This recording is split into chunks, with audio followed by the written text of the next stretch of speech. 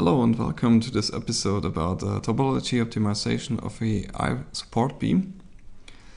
And in this case we will just look, as always, on the geometric properties, which are the same as in the different lectures, but in this case the profile is different, as you can see on the right side here. And also the setting is different. We don't want to do just an analysis of the beam, how it bends or something like that. We want to do a topology optimization of a defined space we want to define now. And in this case we want to look at the area in here. So the eye profile is fixed, and we will model in here a design space, which then will be used as a topology design space, and is used for the optimization process. Excuse me. As always, we will go through the different steps from scratch, and I will build up the model right now, except the eye profile, which is already there. So to explain the model to you, just simply go over the steps we have here. We have two components, two load collectors also, but they are empty right now. And we have a material, two properties, and a title. Material is a standard steel with a MAT1 card. This card is filled with the default properties like the Young's module, the Poisson ratio, and the density. The density is important for topology optimization, as it is used later on, as you will see. Okay. Now we have the geometry in here, and we have one component but two properties. Why two properties? We later want to define a design space and a no design space, and they have to be identified with properties. So we have to do different properties. Those properties can refer to the same material as they do here, but as I said, two properties. The no design space is already in here, and we want to define the design space. Design space will be right here. From that surface area extracted in that direction, and we have to create the volumes first. And for the creation of the volume we need the surfaces, the bounding ones, and for that one we need the lines. And as you can see, the line from here to here is missing, so I will create it. First let me create another component. This component I will call design space, and has a property design of the material steel. I will not go over the standard parameters. What is a p-solid card? You can look that in the another tutorials on my channel. Okay, I create a design space, and now we want to create the line. That's done with geometry lines, and there I picked the second symbol up here. It's called linear nodes. It wants a node list from me, and I will select both nodes in here. So the selecting method in here is to click left long until you select an edge, and then go to the edge and click slightly beneath it. Then you're sure that you reach the edge and not a different point on the edge. Same procedure for the other line. Just click slightly beneath it and you're done. Now we have a closed line loop, and with those lines we can create the surface. Therefore we go geom surfaces, and we will do that drag along vector. And here you have to first select the vector in which direction you want to extract. X-axis is suitable for here, and the global system is also correct. Now we have to select the lines, in this case, those four. And the distance, as you can see in the geometric properties, we have a beam with 280 millimeters of length. And so we just give in here 280 millimeters. Drag plus, and we have the surfaces, but bottom and top is missing, and therefore we need a spline filler. So we click the symbol on the right beside the drag along vector, spline filler, and then for security reasons you could not show the another component so you got the right line, but normally that's not a problem. And now we have a tip-top surface which can be used to create a solid, which we'll do now. Geom solids. Here bounding surfaces, and click on create. Now we have a solid, and as you might have already gotten here that we need two ones, so we will reflect it through the middle. For reflection case we want to define a cutting plane or a reflection plane, and therefore we need a point in the middle. In this case I know where the geometric origin of my coordinate system is. I will create it, and now we want to reflect it. Tools, reflect, and now you want to copy it, right? So first you want to select a solid, because that's what you want to reflect, solid. You can select a solid and then click on the selector once again and click on duplicate. And what that does, it shows you either you could copy it in the original component or the current component, which is the same right now, and now it's duplicated. You can look here on the bottom left, one solid duplicated, and now we can start a reflection process. Note that now there are two solids laying on each other. You have to be very careful at that. The normal vector from the plane which cuts through here would be the y-axis, as you can see here. So we select y-axis, and the base point is the point in the middle, so you have defined a reflection plane through that point with the normal vector in that direction, which is exactly the plane we're looking for, and we click on reflect. Okay, seems alright. And now in return we have three solids now. Now what's important is if you start meshing now, the problem is that the lines and surfaces don't know something from each other. So they will get created nodes on each side, and that is a problem, because you would have to define later on the equivalence process. So I'll show you just right for a quick second. I could show you here rather quick mesh, one volume.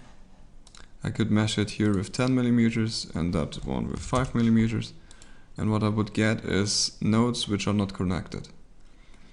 And the problem now, I could now say, okay, I will equivalence all the nodes I find, but you're never sure that every node is in a specific tolerance field that you can equivalence it.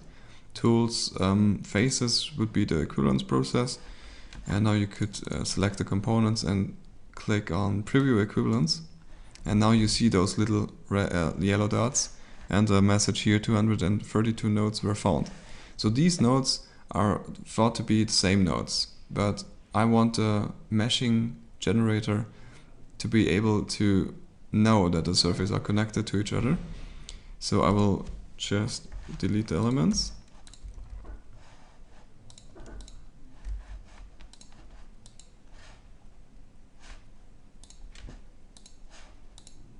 Okay. And now go to the solid edit panel. And every connected surfaces would be shown here in yellow. There are no one, and therefore we want to connect the solid in here, and that's done with the Boolean operators. So I can select two solids and say what I want to do. I want to do a plus 1, a union, for example here. And I click on advanced and say combine through none. That's important. Calculate, and now I see the yellow faces. Here also again, calculate none. And now the surfaces know that they are connected. Also the lines. Now I'm in the meshing tool. If I connect that with 5 and here with 10, you see the dots get connected, so the nodes are not missed. That's very important. Alright. For now we could say multi-solids. We want to mesh it all with maybe 2 millimeters.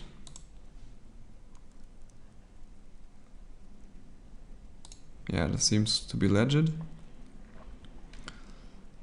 And now we're done with the meshing. We can now go on and apply the boundary conditions and so on. But let's do just a quick save first.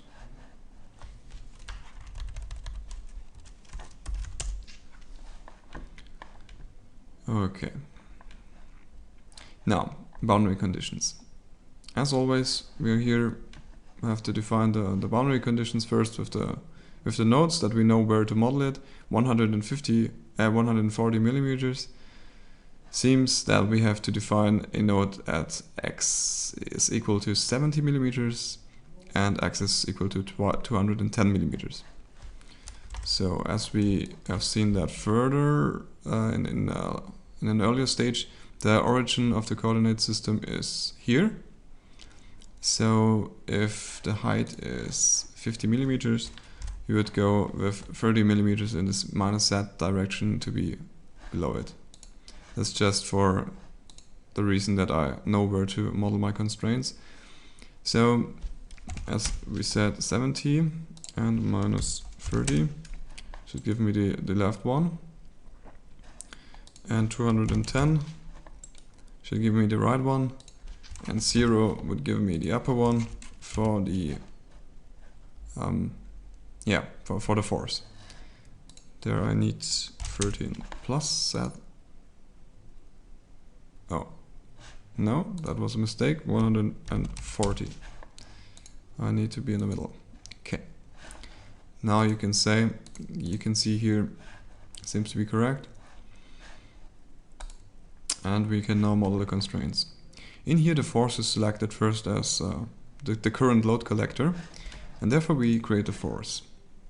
Now we say 54 kilonewtons, and I can do that with a rigid or a RBE3 element, but we had some issues with that.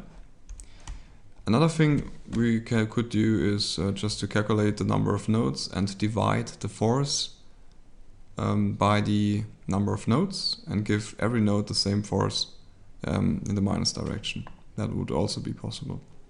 And that's the step we will be using now. So we want to just quickly calculate how much nodes are in there, and that's done with tools numbers.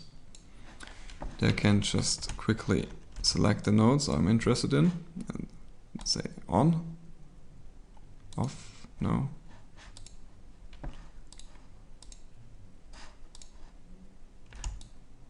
Normally I would get to know the properties of the nodes in here. Wait a second, I think that's a visualization error. I will restart the Hypermesh tool and come back to you. Sorry, it was my mistake. It was not the numbers panel, but the count panel, tool count. And there I can select the nodes as I did earlier, just with a quick selector, and say selected, and then I know 26 nodes.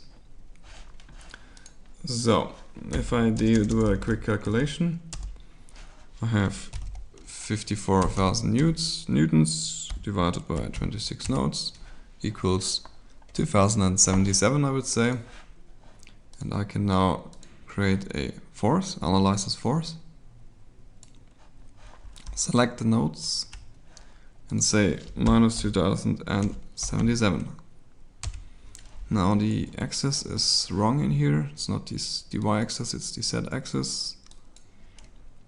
And that should be it. Quickly check if I am in the right load collector. Yes. So I click create, I have the force. Now I want to just simply do the constraints. I will change the load collector, the current one. Click on create constraints and simply bound the left constraint, the left boundary condition in every translational degree of freedom. So X translational, Y translational, and Z translational. And the other one I will free in X direction as it is described on the drawing. Now I want to do the load step, analyze this load step, and that's just a standard procedure as always. Type in a name, SBC load, select the cards, the type is linear static, and click on create. Now that would be it for a analysis, and we will check again if the properties are set correctly. Okay, I will say that is no, that was not the one. Okay, seems to be right. Everyone has a property. Material should also be there. It's just one material. Okay. Now just a quick analysis.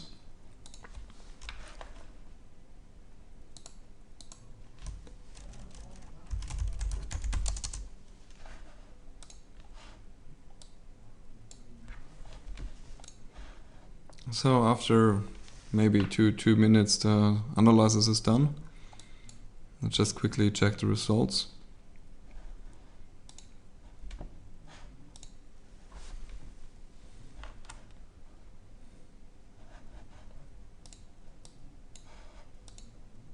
So the displacement seems to be legit, and also what you can see is that that every element also in the non-design space and the design space are filled with stress infos. So the parts are definitely connected together. You would get no results or just zeros for the design space if the design space was not connected to the non-design space, because the load introduction is done with the non-design space, and yeah. That's about it for here. And we will now check the topology optimization.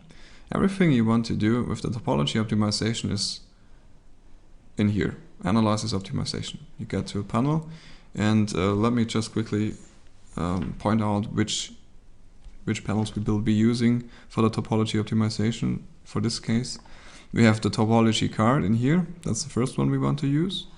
The second one is we want to define responses, such as mass, static displacement, and so on. We want to deconstrain it. We want to say just maybe mass has to be 2 kilograms. And objectives, we want to say what is the objective of the optimization.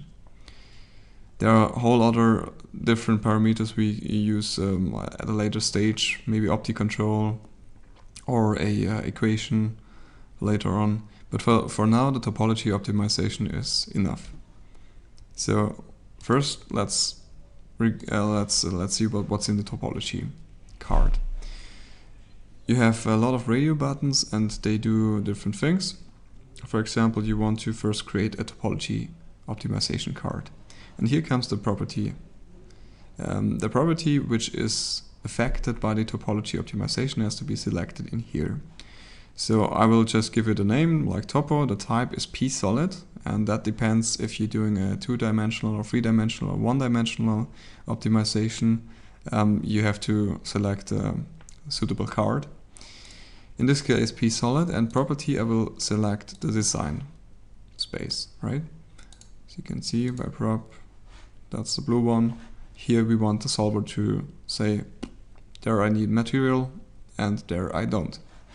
Okay, we'll select it and just click on create.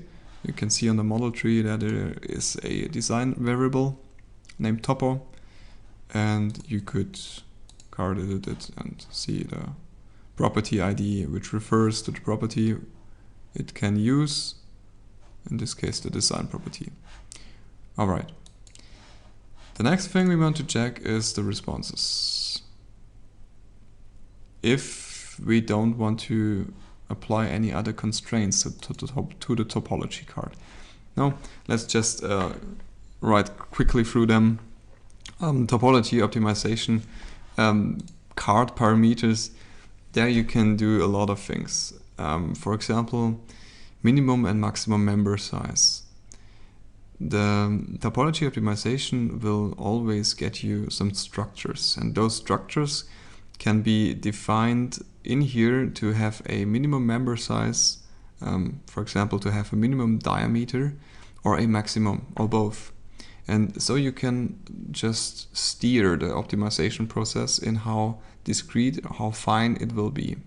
Filigrane would be the word. Also, you can apply here a stress and a fatigue constraint, but you have to be careful with that. Stress constraints and the type of optimizations we want to use in here do not work, right? And the reason behind it is, for the optimization process of a topology optimization, there is a artificial density.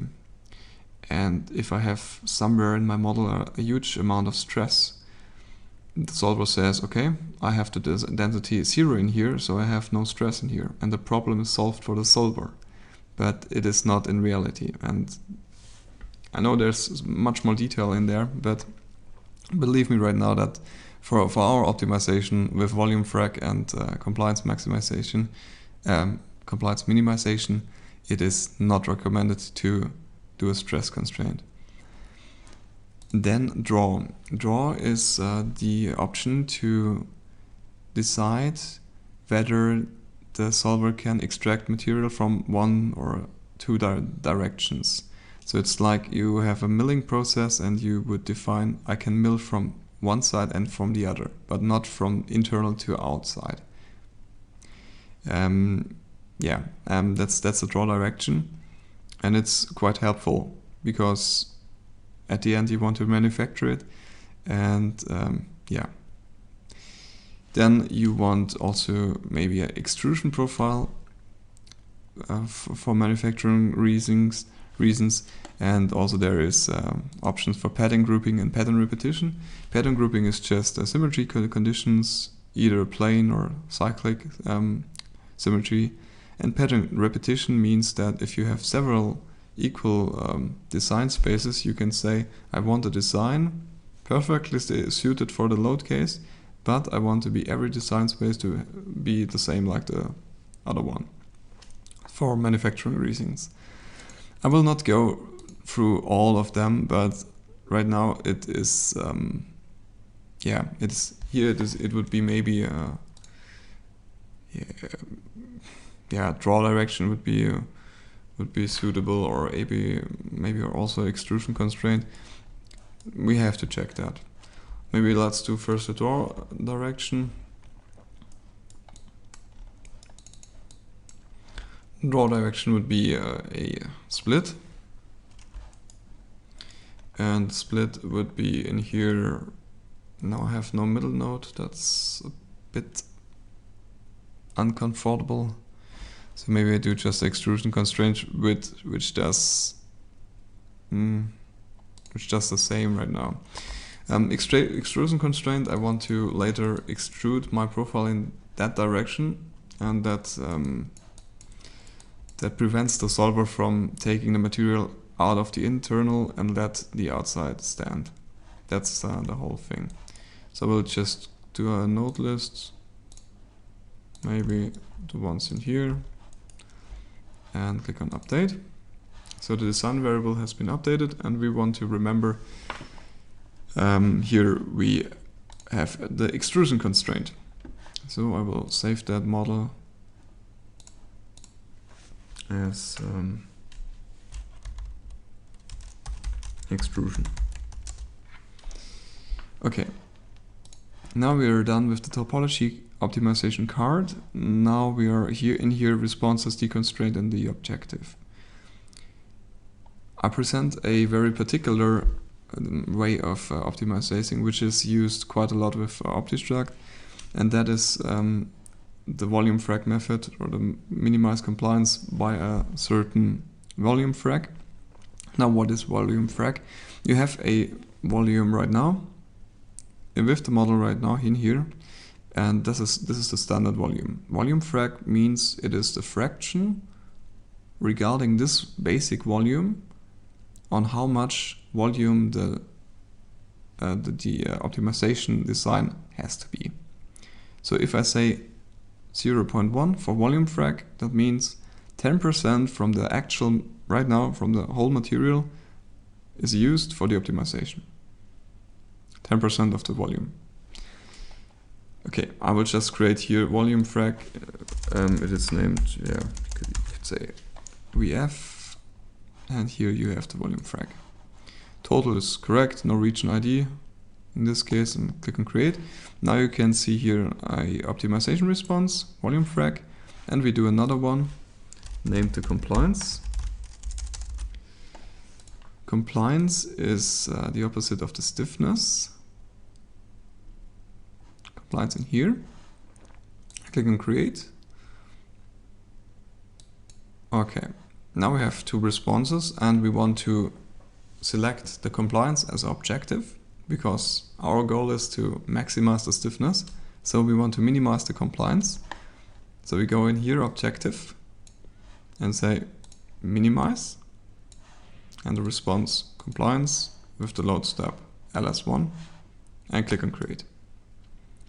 Now we have an objective defined, and the last thing we want to do is we want to use a deconstraint, which is a constraint for a design variable, or a optimization response in this case, and I can name it VF01 and say I want to do a upper bound of 0.1. Means the response I want to select in here, VF, is allowed to have maximum 0.1. Everything below is okay, but 0.1 is the maximum, and that is just the case. How much material can I use? Maximum 10%. Click on create, and we have a optimization constraint in here. Now, that would be about it for the optimization parameters of this initial optimization. You have to do a analysis of your design space if you want to really go to the optimization process itself. You want to define different constraints. For example, do a volume frag of 0.2 and 0.3 and just look at the results to better understand the optimization, the input, the significance of the variable. In this case, I will run the simulation and check back soon. Stay tuned. Now the simulation has run through, and we will check the results by clicking on Hyperview. And here you go into the element densities and plot the densities in the last iteration. With the ISO element density, you can display certain densities and hide others. So you can inspect the design more clearly. And as you can see, the extrusion constraint is fulfilled in here, as the structure is extrudable. That's it for this tutorial. Thanks for watching.